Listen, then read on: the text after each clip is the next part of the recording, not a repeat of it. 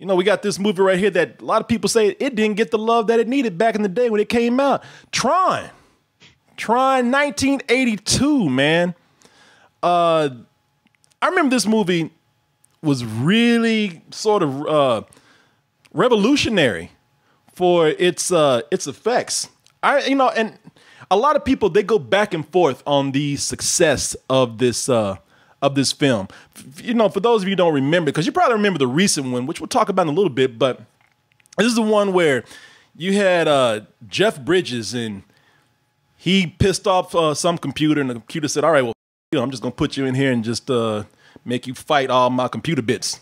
I still don't understand why you want to break into the system.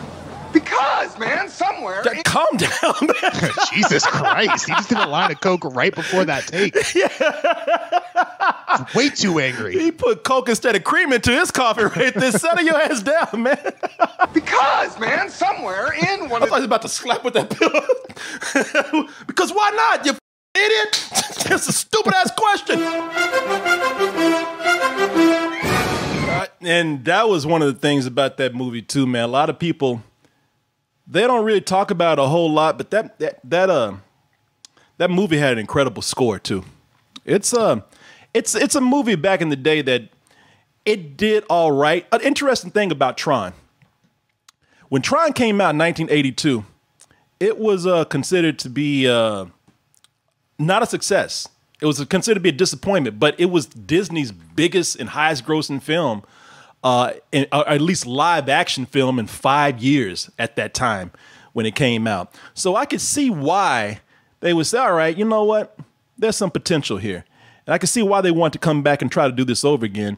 At least a lot of people said, you know, you could use the word soft reboot, but it really was a sequel. Tron Legacy, which came out in 2010. Can you believe it's 10 years ago when this came out, man? Yeah, it's crazy to me, man.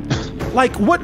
How old were you at the time, man? You were a teenager when that came out. I was 20 years old. I actually saw this with our former compatriot DJ Miles back in the shittiest movie theater in Tampa, Florida, and we were so excited because Daft Punk just put out one of their recent albums or some shit like that, and so we went to go see it. And yeah, as 20-year-olds, I even then knew that movie was pretty god awful, minus the Daft Punk of it all. Yeah, and yet.